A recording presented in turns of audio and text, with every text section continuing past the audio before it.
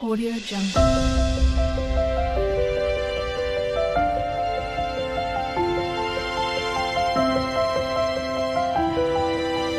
Audio Jungle. Hi అండి, అందరికీ నమస్కారం. నేను మీ జయశ్రీ. మీరు చూస్తున్నారు Jayashree Yashwant vlogs. Welcome to our channel. ఏంటబ్బా మరి ఎక్కడికో వెళ్తున్నారని అనుకోకండి, ఇక్కడేనండి బెంగళూరులో ఉన్న సోమేశ్వర టెంపుల్కి. ఇక ఆలస్యం ఎందుకు, మీరు కూడా మాతో పాటు వచ్చేయండి, చూద్దాం. ఈ వీడియో అయితే మా స్వామి మాలలో ఉన్నప్పుడు తీసాము, వెళ్ళాము అప్పుడు ఆ టెంపుల్కి. అయితే మేము కొంచెం వీడియో అయితే లేట్గా అప్లోడ్ చేయడం జరుగుతుంది. మా స్వామి అయితే అప్పుడు మాలలో ఉన్నారు. ఇంకా బెంగళూరు గురించి అయితే మీకు తెలియకుండా అయితే ఏం లేదు. మనం వెళ్ళాల్సిన ప్లేస్కి ఒక 1 అవర్ ముందుగానే బయలుదేరాల్సి వస్తుంది, ఎందుకంటే ఫుల్ ట్రాఫిక్ ఉంటుంది. ట్రాఫిక్ తక్కువ ఉంటే అయితే 1 అవర్ అవుతుంది. ఇంకా ట్రాఫిక్ ఇంకా ఎక్కువగా ఉందనుకోండి 2 అవర్స్ 3 అవర్స్ కూడా పడుతుంది, చెప్పలేము. ఇంకా ట్రాఫిక్ని బట్టి అయితే మనం వెళ్ళాల్సి ఉంటుంది. సాటర్డే సండే అయితే ఇంకా త్వరగానే వెళ్ళాల్సి. అబ్బా, ఈ ట్రాఫిక్ గోలంతా మాకెందుకులేండి అనుకుంటున్నారా? జస్ట్ చెప్తున్నాను అంతే. ఇప్పుడు దేవాలయం గురించి తెలుసుకుందాం రండి. బెంగళూరు హల్సూర్లో ఉన్న 1200 సంవత్సరాల నాటి చోళరాజులు మరియు విజయనగర రాజులు కలిసి అభివృద్ధి చేసిన సోమేశ్వర టెంపుల్ గురించి ఈ వీడియోలో తెలుసుకుందాం రండి. ఎప్పుడు హడావిడిగా ఉండే ఈ బెంగళూరు సిటీలో మనసుకి ప్రశాంతతనిచ్చే దేవాలయం అన్నమాట ఇది. నేనైతే తమిళనాడులో చాలా దేవాలయాలను అయితే సందర్శించామన్నమాట. అప్పుడైతే ఈ బెంగళూరు సిటీలో నేను దేవాలయం లోపలికైతే వెళ్ళిన వెంటనే ఇలాంటి దేవాలయం బెంగళూరులో ఉందా అని ఆశ్చర్యపోయాను. ఎందుకంటే ఇలాంటి శిల్ప సౌందర్యము తమిళనాడులో అంతా ఎక్కువగా ఉంది. అందుకనే నేను ఆశ్చర్యపోయాను.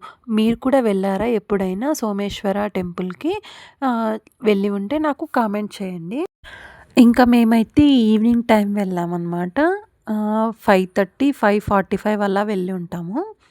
అప్పటికి ఇంకా బయట లైట్లు అయితే వేయలేదు. అదేమో ప్రాబ్లమ్ ఉందనే అనుకుంటున్నా. తర్వాత అయితే మేము వెళ్ళిన ఒక 15 మినిట్స్‌కంతా లైట్స్ అయితే వేశారు. అప్పటికే చాలా క్యూ అయితే ఉంది మేము వెళ్ళినప్పటికి ఈవినింగ్‌కే. ఇది దేవాలయమనే కాకుండా మన భారతీయ చరిత్ర మరియు సంస్కృతికి నిదర్శనమనే ఈ దేవాలయ శిల్ప సంపదను చూస్తే తెలుస్తుంది. అక్కడే ఉన్న స్తంభాలపై ఉన్న శిల్పాలు అలా ఉన్నాయన్నమాట. నేను చెప్పడమే కాదండోయ్, అక్కడ చూడండి ఎంతటి పల్లెటూరి వాతావరణం ఉందో మీరే. చోళవంశ రాజులచే నిర్మించబడిన ఈ ఆలయం శివభక్తులకు ఓ మహా పుణ్యక్షేత్రం అనే చెప్పుకోవాలి. అంత అద్భుతంగా ఉందన్నమాట ఈ దేవాలయం. నేనేదో చెప్తున్నానని అనుకోకండి, మీరు కూడా ఒకసారి వెళ్ళి చూసినే నాకు కమెంట్ చేయండి. ఎందుకంటే అంత అందంగా ఆ శిల్పకళలు, ఆ దేవాలయంలో ఉన్న శివయ్య రూపము, అక్కడ ఉన్న నందీశ్వరుడు అంత చక్కగా ఉన్నాయన్నమాట. నేనైతే చూశాను కాబట్టే చెప్తున్నా. ఇక్కడ వెలిసిన స్వామి శ్రీ సోమేశ్వరుడు, కాలాలను జయించిన శివుడు. అమ్మవారు శ్రీ పార్వతీదేవి, భక్తుల కోరికలను తీర్చే జగన్మాత. అంత అందంగా ఉంటారు అమ్మవారు అయితే. నేనైతే ఆలయంలో అడుగు పెట్టగానే మనసు ప్రశాంతతను పొందుతుందన్నమాట.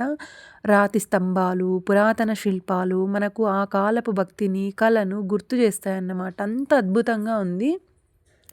ఈ ఆలయంలో లభించిన శాసనాలు చోళుల కాలంలో జరిగిన పూజలు, భూదానాలు, ధార్మిక కార్యాలను మనకు తెలియజేస్తాయన్నమాట.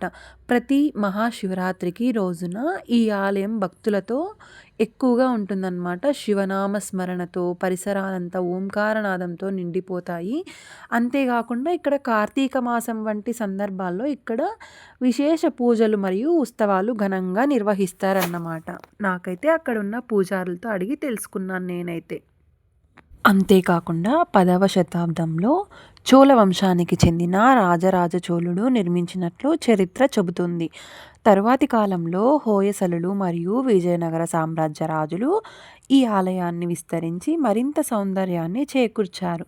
ఆలయ ప్రాంగణంలో అందమైన నంది విగ్రహం మరియు శిల్పాలతో అలంకరించబడిన స్తంభాలు 45 ఉన్నాయన్నమాట. మా వీడియో కనుక మీకు నచ్చినట్టయితే like, share, subscribe to our YouTube channel.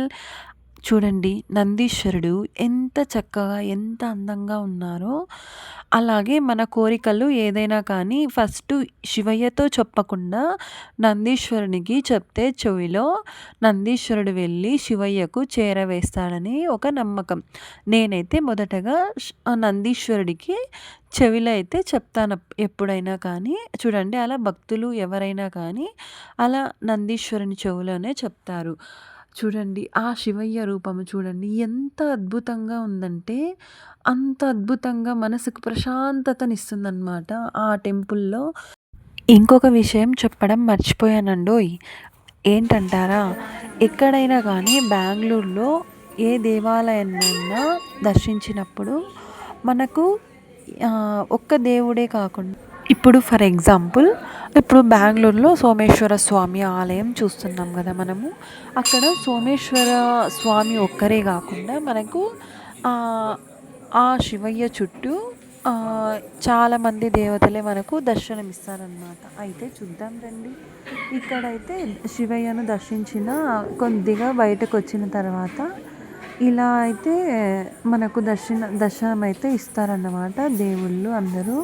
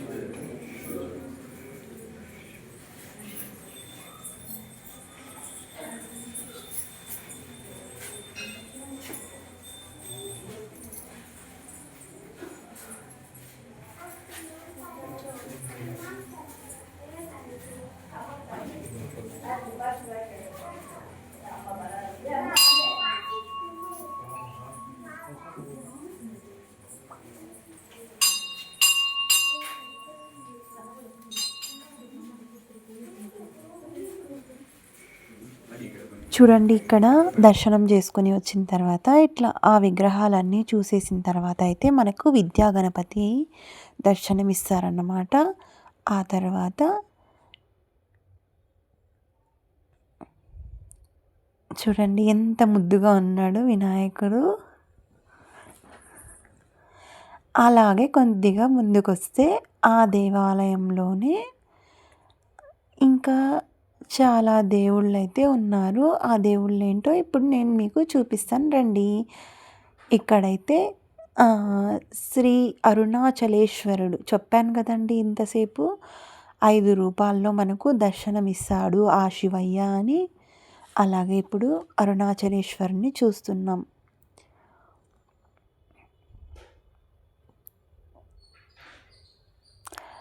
ఇంకా ఇప్పుడైతే ఇక్కడ మనకు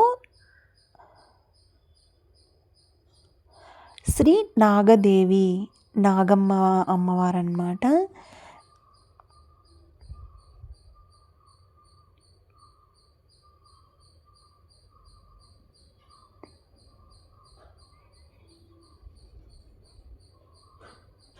ఇంకా ఇక్కడైతే బ్రహ్మదేవుడు అన్నమాట.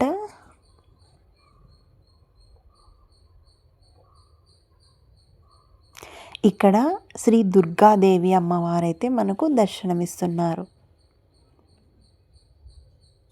ఇక్కడ జ్యేష్ఠాదేవి అమ్మవారు.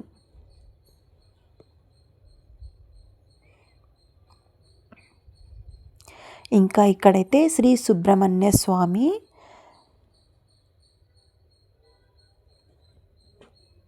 ఇక్కడైతే ఇంకా శివయ్య, పార్వతీదేవి, బ్రహ్మ, వినాయకుడు అందరూ ఉన్నారనమాట. ఇంకింత మంచి ఫ్రేమ్ దొరికాక మనం ఒక ఫోటో తీసుకోకపోతే ఎలా చెప్పండి?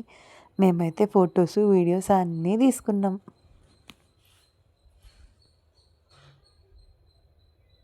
అంత అద్భుతంగా ఉంది కదా ఈ ఫోటో అసలు. చూడండి చూస్తుంటేనే మనిషికి ఎంత ప్రశాంతంగా అనిపిస్తుంది. ఇంకా ఇదంతా దేవాలయం ఫ్రంట్ సైడ్ అన్నమాట. ఇక్కడే 45 స్తంభాలు శిల్ప సౌందర్యాన్ని అద్భుతంగా చెక్కి ఉన్నారనమాట. చూడండి మీరే. అంతేకాదండి, మన బాధలు, కష్టాలు, సుఖాలు ఎవరికీ చెప్పుకోలేని బాధలు ఉన్న వేళ మనసు పూర్తిగా విరిగిపోయిన క్షణాల్లో మాటలు లేకుండా మనల్ని అర్థం చేసుకునేది ఆ శివయ్య ఒక్కడే అని నా నమ్మకం. మీరు కూడా నమ్ముతారా అలాగా ఆ శివయ్యని? నేనైతే నా మనస్ఫూర్తిగా ఆ శివయ్యనే ధ్యానిస్తానన్నమాట. ఇంకా ఇది దేవాలయం ఫ్రంట్ సైడ్‌కి కొద్దిగా బ్యాక్ సైడ్ వెళ్తే ఆంజనేయ స్వామి వారైతే మనకు దర్శనమిస్తారనమాట. ఇంకా ఇక్కడైతే తులసి కోట కూడా చాలా అద్భుతంగా ఉందండి. అమ్మవారి విగ్రహాలతో నిండుగా ఎంత ముచ్చటగా, ఎంత అద్భుతంగా ఉన్నారో చూడండి. అలాగే అక్కడ పార్వతి అమ్మవారు కూడా ఉన్నారు. అలాగే ఎంతో వైభవంగా ఉన్నారు అమ్మవారైతే. ఎట్టాగయ్యా శివ శివ నీవన్నీ వింతాటలే, పుట్టుక చావు యాతనేను రాసేను దుటి రాతలే, నింగి నేలాందరికొకటి వందాలోచనలెందుకు, బందీయే ప్రతి మనిషి బంధాల్లోని బాధకు, మోదమొకటే వేదనొకటే జనులకి జగతిలో, ఎట్టాగయ్య శివ శివ నీవన్నీ వింతాటలే, పుట్టుక చావు నడుమలో మావన్నీ ఎదురీతలే, దయచూడు శివ శివ లీల శివ శివ బోలా శంకరుడా, నీవే శంభో శివ శివ సాంబా శివ శివ చూపించు నీ కరుణా. ఏంటబ్బా మధ్యలో సాంగ్ పాడేసింది అని అనుకోకండి.